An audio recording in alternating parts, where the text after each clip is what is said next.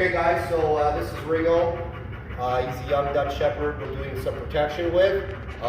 Ringo came to us when he was a puppy, maybe a few months old. He had some little puppy sleep bites. So now he's back. Today we just introduced him to the bite box. So I've had him go up in the bite box. And now what I'm doing before I pull out the sleeve and I give him any bites is I'm working on his emotions in the bite box. I want the dog to be forward. I want the dog to be confident. I want the dog to be showing me the correct emotion before I ever put a sleeve in his mouth in that bite box. Okay, so Ringo is a little bit prone to, he doesn't have too much insecurity, but he does have a little bit of it, and he's more defensive generally in his drive. So I'm going to work him through that until he starts showing me a good positive emotion where he's forward, he's really trying to get me, then it'll be time for him to get a bite. The worst thing you can do right now is put the dog in there, pull his sleeve out, and just give him bites. Right now I need to make sure he's in the right place emotionally. So you're going to see me work him through that a little bit, taking him from the threat to the prey to the threat to the prey. Come watch. Here, watch. Hey, watch.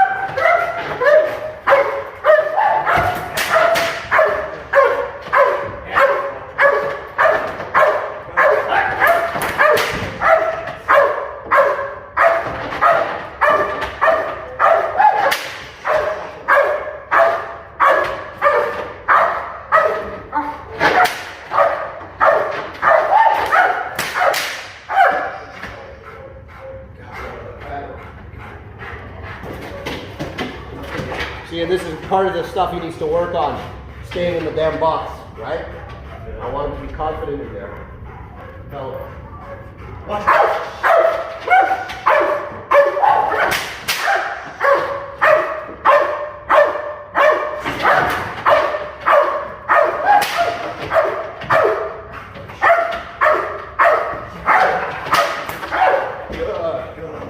Yeah. Is it recording? Now it's recording, yes. Okay. So you can see there, just take him for a cool down. So you can see there, the dog goes into active aggression, but there's still a little bit of insecurity in his barking and in his behavior. He barks really good, then he'll kind of get a little bit concerned, then he barks good and gets a little bit concerned.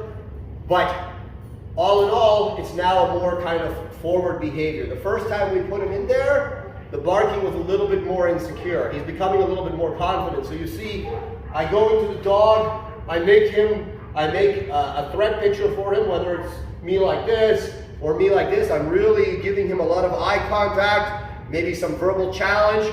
And when the dog offers me some power, I'll crack the whip and I'll jump sideways, or I'll crack the whip, turn my back, and move away from him, okay?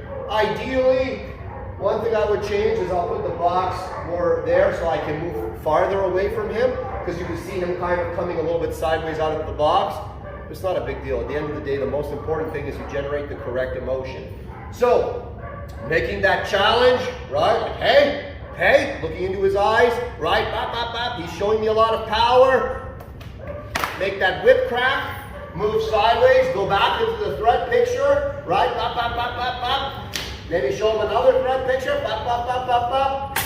Moving away from him, right? Making that whip crack and moving away from him. Why do I crack the whip and move away from the dog? Classical conditioning, that's why, okay? I want him to associate the crack of the whip with the prey behavior, okay? And the prey behavior is me moving sideways or me moving away from the dog. That's really, really important. A lot of people just go crack, crack, crack, and it doesn't really mean anything because they haven't paired it with anything. For me, when I'm beginning to train a dog, generally speaking, I'll go crack, crack, crack to either get his attention or to signal that I'm about to transition from an aggressive state to a prey state, okay? So generally, if you square up to a dog, you raise a stick or you raise your hands and you give them the full frontal view of you where you're standing really square. This is a threatening picture that will push the dog either into an aggressive state or a defensive state.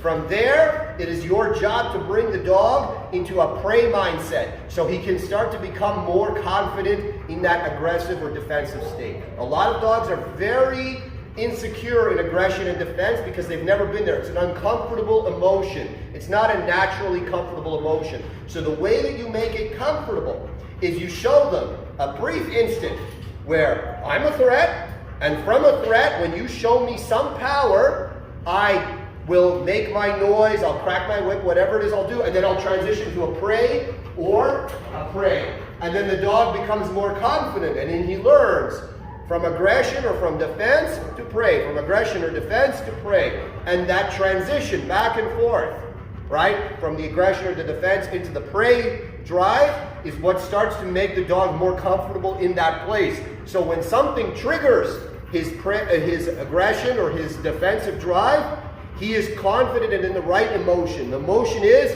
I'm going to bite that guy. A lot of dogs, people see that they're in defense or they see that they're in aggression, and they always worry about the grip quality, so they avoid that. And they always try to prey the dog out. And the problem with that is, yes, it can look good in the moment, but your dog at some point, if you're doing any kind of real work with him, or even if you're trialing your dog on the sport field, is going to see a picture that he's not ready for, and it's going to trigger that emotion of defense or aggression. And he's not going to be confident in how to handle that. So if I say, okay, this dog is naturally aggressive, he's naturally defensive, I'm going to start there, and I'm going to work him from there into the prey picture. And he's going to become very confident switching drives. Many dogs that have problems, like where they're inconsistent biters, they don't transition drives very well. So transitioning drives is a really important thing that a lot of people neglect. They just pray the dog out with a sleeve and hope that it carries through. But that's really a big mistake. Positive. Is it going? Okay, guys, I forgot to mention a couple things.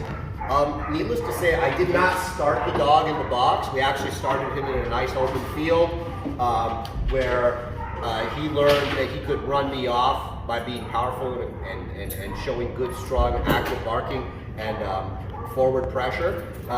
Once he was showing me the right stuff in the field, I put him in the box. The other thing you notice in the box is one time after I kind of backed off, he kind of spun around and fell out of the box part way, and the handler had to put him back in. That's okay, that's normal. That's part of him learning to become comfortable in the box and what the rules of the box are. I'm not going to snub him up so tight that he can't fall out of it. I want him to understand, it's like, hey man, you got to stay forward in the box. You can't spin around or do any of that kind of stuff. For me, it's okay for him to kind of learn that a little bit the hard way. So we're going to take it through the emotion again, but this time what I'm going to do is I'm going to add the sleeve to the picture the next time I come back. And the sleeve should help him a little bit. But first, I want him, again, learn to just deal with me being aggressive towards you and show me the correct behavior. So whenever you're ready, just let go. What?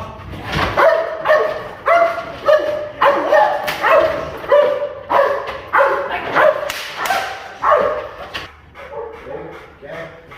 And that's on again. Watch it. Hey. Watch it.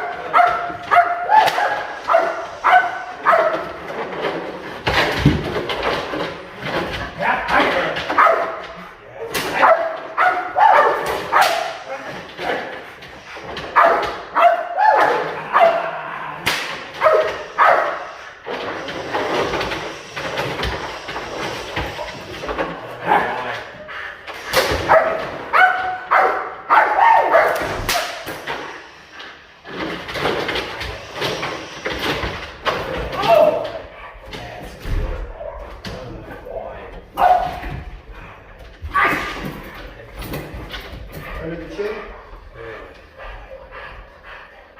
So you can see there, right? The dog's still sticky in his transitions. And by sticky, I mean he barks, but then when I transition to the prey signals, he keeps barking. What I want to see is when I say woo, or whatever the noise is you're using, and I start waving that sleeve around, that he transitions into biting the sleeve, right? Or thinking about biting the sleeve. And that's generally the dog should become more higher pitched and be really scrabbling trying to get to the sleeve. And that's really important. Also, he's bleeding because I think he bit himself in the mouth or something. But that's okay, it's not a big deal. So we're going to do that drive transition one more time. The more he does it, the better he'll get. So this is just the beginning. And And they're very fast. I don't keep them in defense or for any length of time. Like it's like a couple seconds, then I transition to that prey. Line them up. Watch it.